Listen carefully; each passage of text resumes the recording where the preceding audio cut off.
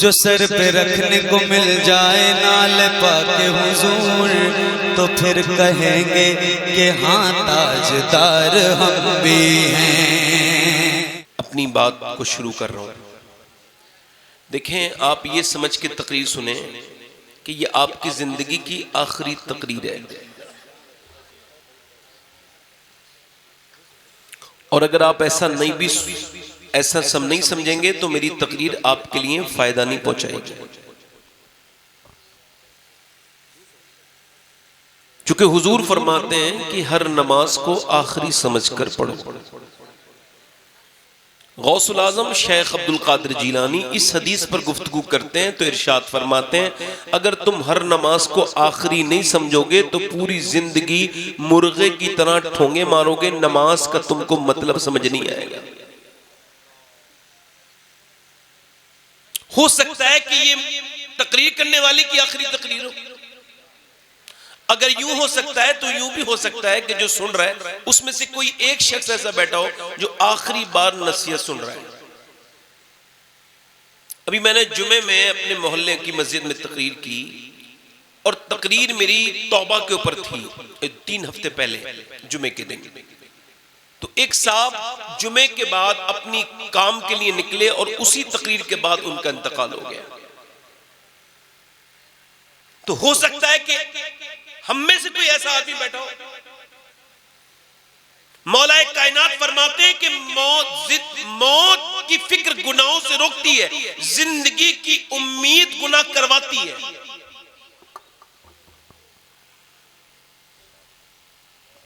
किसी भी कैंसर के पेशेंट को आप गुनाह करते नहीं देखेंगे, तौबा ही करता देखेंगे। हालांकि मैंने कैंसर के मरीजों को ठीक होते देखा है, और जो उनकी कैंसर पे अफसोस कर रहे हैं उनको मौत आते देखा है मैंने। हजरत अब्बास हुजूर के चचा कहते हैं कि हुजूर ने एक जगह इस्तिंजा फरमाया और हुजूर ने फिर वुजू करना था। तो कुरान में नहीं आया कि जब आपको पानी ना मिले तो आप फिर जाके तयम्मुम कर लें। तो हुजूर ने तयम्मुम किया। अब सामने पानी का हौज था, पानी था।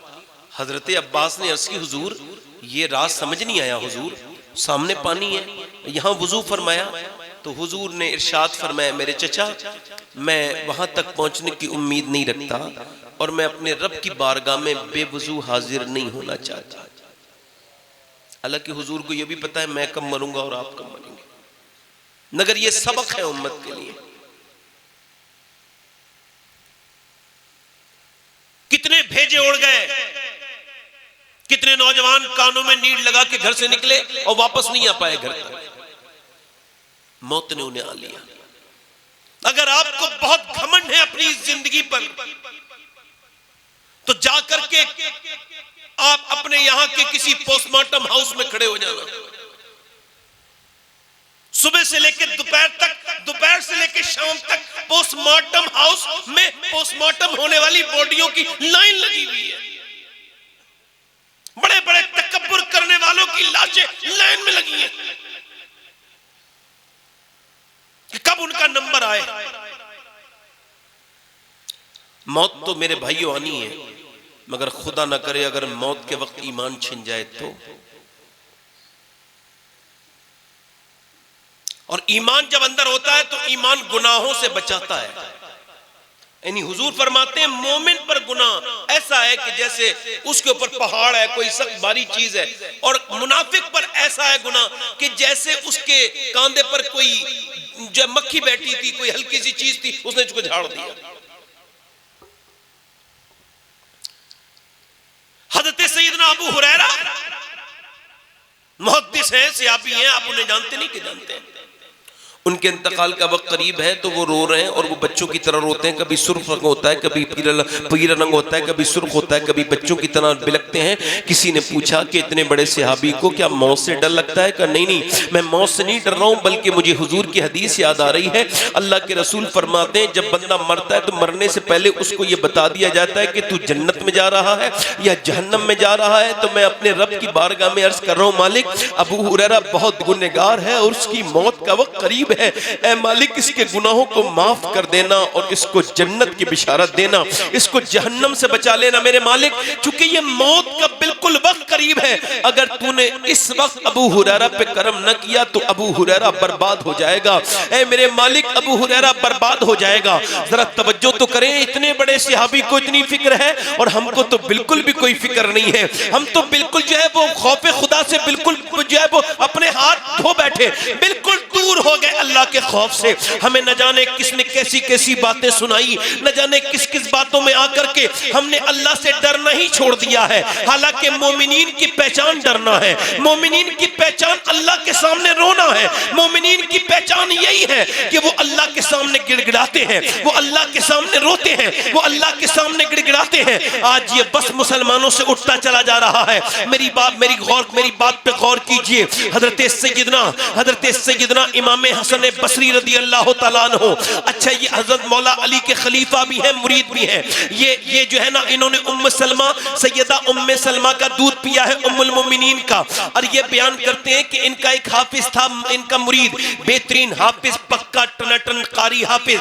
वो एक दिन इनके पास आया और आके बोला, हुजूर मैं बर्बाद हो गया, मैं कहीं का नहीं बचा। कहा क्या हो गया? कहा हुजूर कल एक लड़की का पीछा कर रहा था तो उसके पीछे चलते चलते उसने मुझको पलट के देखा और कहा तुझको शर्म नहीं आती? एक तो तू मुसलमान, दूसरा हाफिज कुरान, फिर भी एक मुसलमान लड़की का पीछा करता है, तुझको शर्म नहीं आती? कहते हैं उसके अल्फाज मेरे सीने में बिल्कुल नश्तर की तरह चुभ गए और फिर मेरी आंखों में आंसू आए और उस वक्त से लेके अब तक मैं कुरान पढ़ना चाहता हूं तो मुझे कुरान याद नहीं रहता, मेरा कुरान मेरे सीने से निकल गया हुजूर। अभी सिर्फ कुरान निकला है, कहीं ऐसा ना हो मेरा ईमान भी निकल जाए, मेरा अल्लाह मुझसे नाराज है। आप दुआ कर दें। हजरत हसन बसरी ने दोनों हाथ उठा के दुआएं की, अल्लाह का फजल हुआ, उसको कुरान वापस मिल गया। मगर आज ना तो कोई ऐसा पीर हमें नजर आता है बज़ाहिर, ना ऐसे मुरीद नजर आते हैं जिनको अपने ईमान की इतनी परवाह हो। अल्लाहु अकबर। हजरत सैयदना जुनैद बगदादी अपने एक करीबी आदमी की मौत के वक्त बैठे हैं और उसके सामने आप कुरान पढ़ रहे हैं, उसने कहा कुरान पढ़ना बंद कर दो, मुझे कुरान से नफरत है। आपने फिर सूरह यासीन पढ़ा, उसने कुरान से नफरत कह दिया। फिर आपने कहा कि कलमा शरीफ पढ़, उसने कहा कलमे से नफरत, कुरान से नफरत, इस्लाम से नफरत, इन सब चीजों से मुझे नफरत है। वो मर गया इन्हीं घटिया अल्फाज के साथ। 40 दिन के बाद ख्वाब में हजरत जुनैद ने उसको देखा और पूछा तुझे जहन्नम में कौन सी चीजें ले गई? उसे जहन्नम में फरिश्ते घसीट के लेके जा रहे थे, उसके जबड़े में अंकड़ी पड़ी थी जिसके साथ घसीटते हुए उसको जहन्नम में लेके जा रहे थे। कहा तू कैसे बर्बाद हो गया? कहा हुजूर मैं 2 गुनाह करता था छुपकर, 2 गुनाहों की वजह से मेरा ईमान छिन गया। पहला गुनाह मेरा ये था कि मैं अपने दोस्तों के साथ शराब पी लिया करता था और मैं अपने दोस्तों के साथ शराब पीता था। मेरा दूसरा गुनाह यह था कि मेरी निगाहें पाक नहीं थी, मैं बदनिगाही करता था, दूसरों की लड़कियों को बुरी नजर से देखता था। मेरी निगाहों में जो गंदगी थी इसकी वजह से मेरा ईमान छिन गया, मैं कहीं का ना बचा। अब मैं हमेशा जहन्नम में रहूंगा, हमेशा जहन्नम में रहूंगा। मेरी हिचकी जब आई तो मेरा ईमान छीन लिया गया। अब खुदा ना करे दोस्तों, मेरे भाइयों, मैं आपसे पूछता हूं, आपकी डेटा फ्री, आपकी जीबी फ्री, आपका मोबाइल फ्री, ये जो आपने इंस्टाग्राम पर गंदी तस्वीरें देखी थी क्या ये भी फ्री थी? क्या आपने ये जो लंबी लंबी वीडियोस देखी, गंदी तस्वीरें देखी, अपने आप को बर्बाद कर लिया नौजवानों, क्या ये भी फ्री है? खुदा ना करे कि मरते वक्त ईमान छिन जाए, खुदा ना करे कि अल्लाह नाराज हो जाए। क्या समझते हो कि अल्लाह तुमको देख नहीं रहा? बिल्कुल देख रहा है। आज नौजवान बिल्कुल बर्बाद होते चले जा रहे हैं, इनका मोबाइल इनको बर्बादी की तरफ जा रहा, लेके जा रहा है। इनकी बिल्कुल तन्हाइयां बर्बाद हो गई, इनके पास कुछ बचा नहीं, ये बिल्कुल इन्हें मोबाइल ने खा लिया। यहूदियों की साजिश में गिरफ्तार हो गए ये मुसलमान। अब तो इतने बेकार हैं मुसलमान कि न इनकी जलवत अच्छी, न इनकी खलवत अच्छी, न इनके लहजे अच्छे, न इनकी तरकीबें अच्छी। अब तो इनके स्टेटस भी देखो, स्टेटस का मतलब होता है हालात। और मोबाइल पे जो स्टेटस लगे हुए हैं, फेसबुक पर जो स्टेटस लगे हुए हैं, आपके इंस्टाग्राम पर जो स्टोरियां लगी है इंस्टाग्राम पर, और जो व्हाट्सएप पर स्टेटस है, वो बताते हैं कि लड़के कितने बिगड़ गए हैं। इनके मोबाइलों पे लगे हुए स्टेटस ये बताते हैं कि हमारी कौम के नौजवान बर्बाद होते चले जा रहे हैं। इनके पास कुछ नहीं बचा है। अल्लाह ना करे कि अल्लाह नाराज हो जाए तो फिर क्या होगा? तुमने अपनी जवानियों को क्यों बर्बाद कर लिया? तुमने अपनी जवानी बंबई के हीरो की तरह गुजारी, ये जवानी तेरी फिर दूसरी मर्तबा मर्तबा वापस नहीं आएगी, मगर तेरे ये गुनाह बाकी रहेंगे। मेरे नौजवान, अगर तुझे जवानी ही बितानी थी तो बंबई के हीरो की नकल ना करता, बल्कि अल्लाह से डर जाता और करबला के उस अली अकबर की नकल करता जिसने 18 साल की चढ़ती हुई जवानी में अपने बाप हुसैन के सामने शहादत का जाम पीने के बाद कहा था, ऐ मेरे बाबा हुसैन, ये आपका अली अकबर और इसकी जवानी दुनिया की दीवानी नहीं है, बल्कि मदीने वाले की दीवानी है। इको कम करना, इको मदीने वाले की दीवानी है। मगर इकबाल कहता है, बुश शिकन उठ गए, बाकी जो रहे बुतगर हैं। उम्मती 22 से रुसवाई ये पैगंबर है। उम्मतियों के पास कुछ नहीं बचा, उम्मती बर्बादी की तरफ चलते जा रहे हैं। और इस वजह से कि ये भूल गए उन सहाबा को, मुसलमानों को, जिनकी वजह से इनकी तारीख यहां तक आई। ये भूल गए उन सहाबाए किराम को, उन सहाबाए किराम को कि जिनको नहीं भूलना चाहिए था, अहले बैत को नहीं भूलना चाहिए था। पूरी पूरी महफिलें हो गई। जो कौम अपने बुजुर्गों को भूल जाए, उनके तरीकों को भूल जाए। अरे हमसे और आपसे अच्छे तो पहले के जमाने के, अब के पहले के जमाने के भिखारी थे कि उन्होंने कम से कम अपनी गैरत का सौदा नहीं किया था। ये मोहम्मद नदीम नाम रख दिया, मोहम्मद आकिल नाम रख दिया, मोहम्मद फरमान नाम रख दिया, मोहम्मद मुबशिर नाम रख लिया, गुलाम हुसैन नाम रख लिया, गुलाम अली नाम रख लिया। और कर क्या रहे हैं? कर क्या रहे हैं मियां?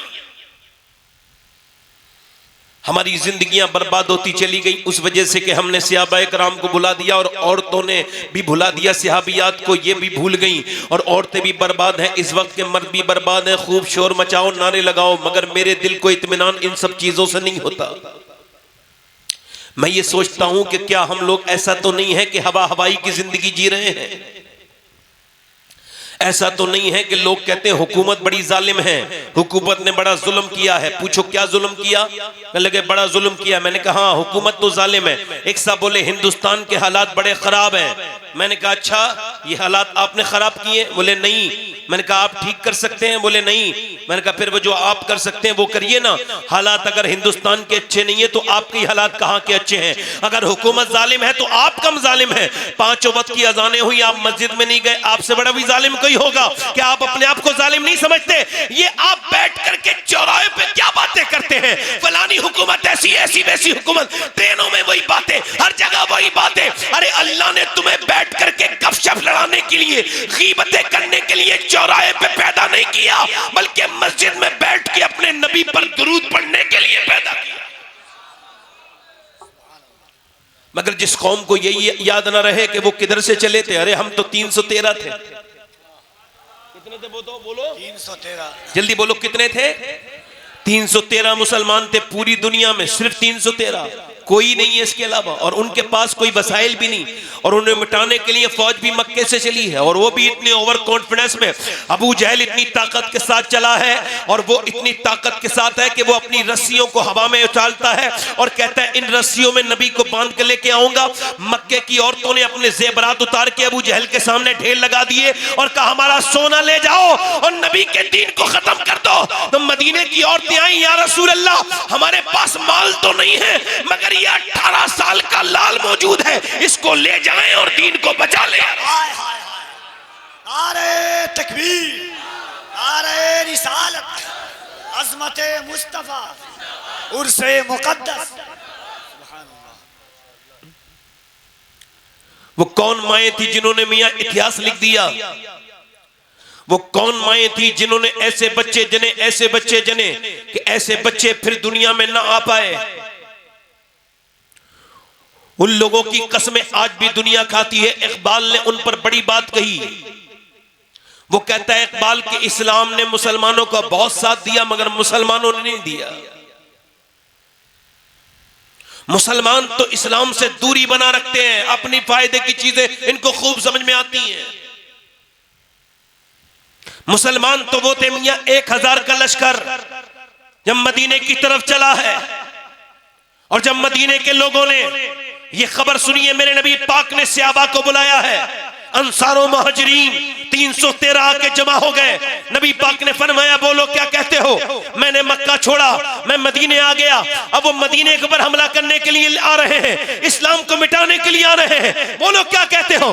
313 सहाबा अर्ज करते हैं हुजूर हम आपके साथ जान देने के लिए तैयार हैं, हम आपके साथ चलने के लिए तैयार हैं। हुजूर ने फरमाया पहले सोच लो, तुम्हारे पास सिर्फ 2 घोड़े हैं, उनके पास 100 घोड़े हैं, तुम्हारे पास 7 तलवारें हैं, उनके पास 1000 तलवारें हैं, बोलो चलोगे। सहाबा बोले या रसूल अल्लाह कोई मूसा की उम्मत थोड़ी है जो भाग जाएगी, उम्मत मुस्तफा की है, जान दे देंगे या रसूल। नारे तकबीर, नारे रिसालत, अज़मते मुस्तफा, उम्मते मुस्तफा। बच्चे बच्चे कुर्बान होने के लिए तैयार हैं या रसूल अल्लाह। जब तक हमारे बच्चे बच्चे के ऊपर से घोड़े नहीं दौड़े काफिरों के, तब तक आप तक नहीं पहुंच पाएगा। आप तक जब तक हमारी लाशों पे नहीं गुजरेंगे वो आप तक नहीं पहुंच पाएंगे या रसूल अल्लाह। कहां गए वो लोग, कहां गए वो लोग। अब ऐसे कौन किसे ढूंढे, वो अपना सिला अपना दिल दे भी गए और सिला ले भी गए, आके बैठे भी न थे और निकाले भी गए। कहां गए वो सहाबा इकराम जिनके दिल धड़कते थे आमना के लाल के लिए। कहां गए वो सहाबा इकराम जो जीते थे नबी को देख करके, जिनकी सुबह हुजूर को देख करके होती थी। कायनात में चाहने वाले तो बहुत दुनिया में लोगों के हुए, मगर जैसे आमना के लाल के चाहने वाले थे ऐसा कौन चाहने वाले कहां मियां। आप गौर को तो करो कि औरतें अपने बच्चों को लेकर के आ गई हैं और आज 313 का लश्कर मेरे नबी पाक ने खजूर की डंडियां दे दी। अब 313 लोगों में जरा गौर तो करो आप, 313 लोगों में 7 लोगों के पास तलवारें हैं, 306 लोगों के पास सिर्फ खजूर की डंडियां हैं। खजूर की डंडियां आने के बाद सहाबाए किराम के दिल में ये बात पैदा हो जानी चाहिए थी, ये खजूर की डंडी तलवार का मुकाबला नहीं कर सकती। उनका दिल घबरा जाना चाहिए था, मगर नहीं, वो तो अपनी खजूर की डंडियों को हवाओं में लहरा के जाते थे, मदीने की गलियों में लहराते हुए जा रहे थे। यहूदियों ने देखा तो कहा मुसलमानों क्या पागल हो गए हो, क्या बताओ खजूर की डंडी कभी तलवार का मुकाबला कर सकती है। तो सहाबा ने कहा था सुनो यहूदियों, ना खजूर की डंडी पर ना तलवार पर है, भरोसा जितना भी है मदीने की सरकार पर है।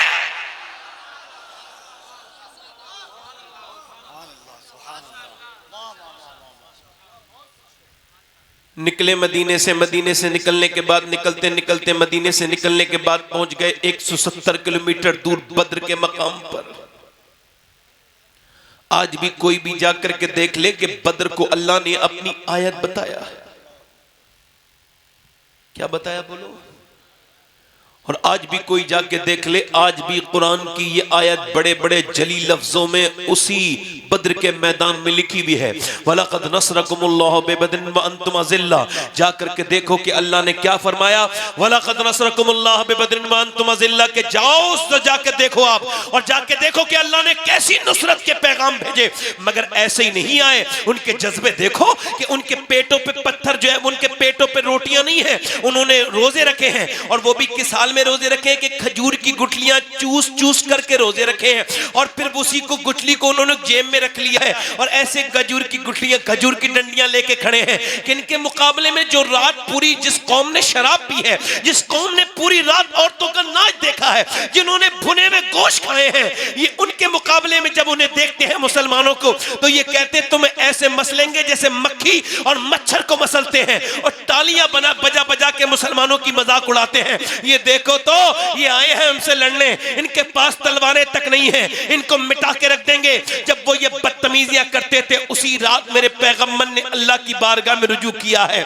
आज मेरे नबी ने सजदा किया है, और बुखारी शरीफ की हदीस है, नबी पाक ने अपना सर सजदे में रखा है, और नबी पाक के ये मुबारक कांधे हिल रहे हैं। अल्लाह के रसूल अल्लाह की बारगाह में रो रहे हैं, और कितना रोते हैं। हज़रत अबू बकर सिद्दीक कहते हैं कि मैं हुजूर की चादर नीचे को उठा के रखता हूँ, फिर गिर जाती है, फिर नीचे से ऊपर उठा के रखता हूँ कांधे पर, फिर हुजूर की चादर गिर जाती है, और हुजूर की आंखों से आंसू गिरते हैं। कौन सी आंखें, जिस तरफ उठ गई दम में दम आ गया। उस निगाहे इनायत में लाखों सलाम, मेरे नबी की आंखें सूज रही हैं। मेरा मेरा इमाम कहता है आंखें रो रो के सुजाने वाले, जाने वाले नहीं आने वाले। हुजूर की आंखों से आंसू गिर गिर के बद्र की रेत में जज्ब हो रहे हैं। मैं कहता हूं ऐ अल्लाह, काश मैं इंसान ना होता, बद्र की रेत का जर्रा होता जिसमें मेरे नबी पाक का आंसू गिर जाता, मेरे पैगंबर इस्लाम का आंसू गिर जाता।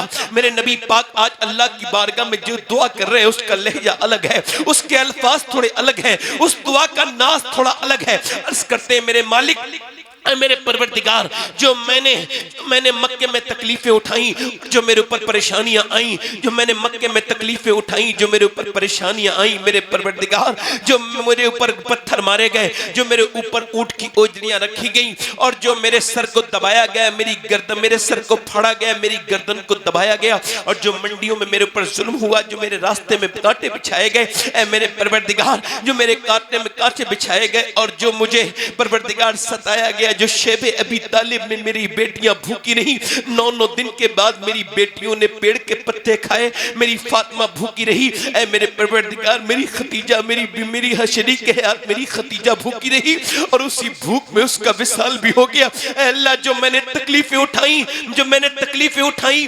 परवरदिगार, जो ताइफ में जब मेरे नबी पाक गए हैं, आप तो ताइफ को भूल चुके होंगे। आपको पता है ताइफ में जब हुजूर गए, हुजूर ने दावत दी, सरकार के ऊपर पत्थर आए, 1-2 पत्थर नहीं, करीब आकर के बदतमीज, बदमाश, बदबख्त, बदतमीज लड़कों ने मेरे नबी के ऊपर पत्थर मारे। 1-2 पत्थर नहीं, इतने पत्थर मारे कि हुजूर अक़दस सल्लल्लाहु अलैहि वसल्लम जब आगे हजरत ज़ैद बिन हारिसा आते हैं तो वो पीछे से पत्थर मारते हैं, जब वो पीछे चले जाते हैं तो आगे से पत्थर मारते हैं। ज़ैद बिन हारिसा पत्थर रोकते रोकते गिर जाते हैं, फिर नबी की तरफ पत्थर आते हैं। मेरे माँ बाप इस लायक नहीं जो आप पे कुर्बान हो या रसूल अल्लाह, मगर पत्थर मारे तो गए, इतने पत्थर के पूरा जिस्म लहू लुहान हो गया और मुबारक पिंडलियों पे इतने पत्थर के फट गई, इतनी जोर जोर से पिंडलियों पे पत्थर मारे गए कि हुजूर की पिंडलियां शरीफ फट गई। अल्लाह अकबर, कोई पत्थर, कोई तीर तो नहीं होता, मगर इतने करीब से, इतनी जोर से पत्थर मारे कि मेरे हुजूर की पिंडलियां फट गई। अल्लाह अकबर, ज़ैद बिन हारिसा ने हुजूर को उठाया और फिर उतबा बिन रबिया का बाग था वहां लेके गया। उतबा ने देखा, उसके दिल में भी अल्लाह ने रहम डाल दिया, कहने लगा ये नहीं करना चाहिए था, बहुत गलत किया इनके साथ, मोहम्मद के साथ। फिर अपने गुलाम से बोला, अद्दास से तुम इनको अंगूर खिलाओ, मैं कहूंगा तो ये खाएंगे नहीं। अंगूर लेकर के अद्दास गया, हुजूर ने एक अंगूर उठाया, बिस्मिल्लाह शरीफ पढ़ी। उसने कहा आप बिस्मिल्लाह कैसे पढ़ते हैं, इस खित्ते में तो कोई बिस्मिल्लाह नहीं पढ़ता। आपने फरमाया आप कहां के रहने वाले हो, कहा मैं नैनवा का रहने वाला हूं। फरमाया जहां के यूनुस है, कहा वहीं का यूनुस है। सरकार ने फरमाया वहां के यूनुस है, कहा आप यूनुस को कैसे जानते हैं। फरमाया वो भी अल्लाह का नबी है और मैं भी अल्लाह का नबी हूं, अल्लाह का नबी वो भी है, अल्लाह का नबी मैं भी हूं। अद्दास कहता है वो ईमान लाए न लाए, मैं आपके ऊपर ईमान लाता हूं, मैं आपके ऊपर ईमान लाता हूं। ज़ैद बिन हारिसा जब बयान करते थे तो रोने लगते थे, कहते थे इतने पत्थरों के बावजूद जब एक बंदा ईमान लाया तो मेरे नबी मुस्कुराने लगे, मेरे आका मुस्कुराने लगे, मेरे सरकार मुस्कुराने लगे, मेरे नबी मुस्कुराने लगे। यानी आज भी इस महफिल में कोई बंदा ये दिल में इरादा करे कि मैं आज से नमाज का पाबंद हो जाऊंगा तो कोई खुश हो ना हो, आमना का लाल जरूर खुश हो जाएगा। अजीजुन अलैहि मा अनित्तुम हरीस की तफसीर में मुफ्ती अहमद यार खान नईमी कहते हैं कि उम्मत से हुजूर को इतना प्यार है कि आज भी कब्र अनवर में जब कोई उम्मती नेकी करता है तो नबी को खुशी होती है, हुजूर खुश होते हैं, और जब कोई उम्मती गुनाह करता है तो मेरे नबी को तकलीफ होती है, मेरे हुजूर को तकलीफ होती है। अल्लाह के रसूल आज बद्र के मैदान में अर्ज कर रहे हैं, मेरे मालिक जो मैंने पत्थर सहे, जो मेरे पर परेशानियां आई, जो मेरे पर पत्थर मारे गए, ऐ मेरे मालिक जो मैंने परेशानियां मक्के में उठाई, उस सब के बाद मैंने तिनका तिनका करके ये 313 का घोंसला जमा किया है। ये मेरे 313 मेरी पूरी जिंदगी की कमाई है। ऐ अल्लाह अगर ये मिट गए तो क़यामत तक तेरा कोई नाम लेवा नहीं होगा। देख तो मेरे गुलामों को, ये मेरा अबू बकर मेरी पूरी जिंदगी की कमाई, मेरा उमर, मेरा अली, मेरा उस्मान, मेरा उस्मान, मेरे अमीर हमजा, मेरा बिलाल, ये मेरी पूरी जिंदगी की कमाई है, ये मिट गए तो कयामत तक कहीं तेरा नाम लेवा नहीं होगा।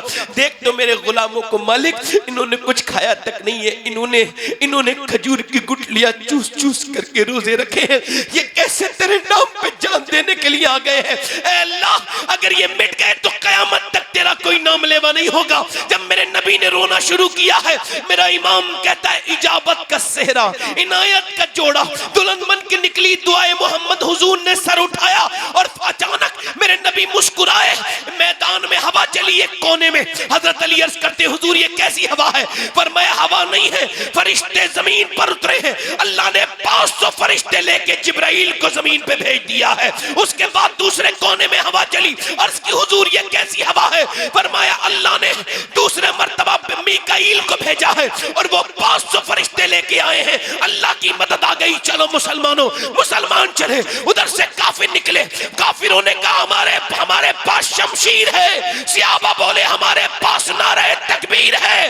काफिर बोले हमारे पास ताकत है। सियाबा बोले हमें मुस्तफा से मोहब्बत है। कुफ्फारे मक्का बोले हमारे पास माल है। सियाबा बोले हमारे साथ आमना का लाल है। खजूर की डंडियां, ये इस्लाम की पहली जंग थी। खजूर की डंडियां उठी और फिर हाथ काटने लगी, फिर सर काटने लगी। काटते काटते जमीन पे ढेर लगा दिए, किसी का हाथ काटा। अरे जब कटवाने वाला नबी हो तो खजूर की डंडी भी तलवार से ज्यादा तेज काम कर रही है। तलवार किसे ज्यादा काटा, ऐसा काटा कि मियां उनके ढेर लग गए। कट्टे कट्टे जमीन पर गिरे। जब वो जमीन पर गिरे तो भागने लगे, उनके पिट्टे पानी हो गए, वो डर गए। जब वो भागे, उन भागते में उमैया भी था। उमैया मोटा जब भागा, जो बिलाल के सीने पे पत्थर रखता था, जो बिलाल की गर्दन में रस्सी बंधवा कर पूरे मक्के में फिराता था, उसी बिलाल ने उसको देखा। वो दौड़ रहा था, बिलाल ने जाके मुंह सामने उसके मुंह पे घूसा मारा, वो जमीन पे गिरा। बिलाल को देखने लगा। बिलाल ने कहा देखता क्या है? ये बिलाल का घूसा नहीं है उमैया, ये तो इस्लाम का घूसा कुफ्र के मुंह पे लगा।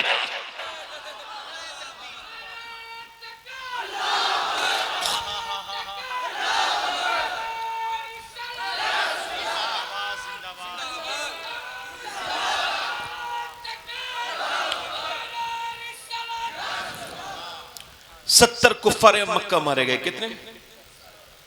और 312 सहाबा ने मारे और 35 अकेले हजरत अली ने मारे।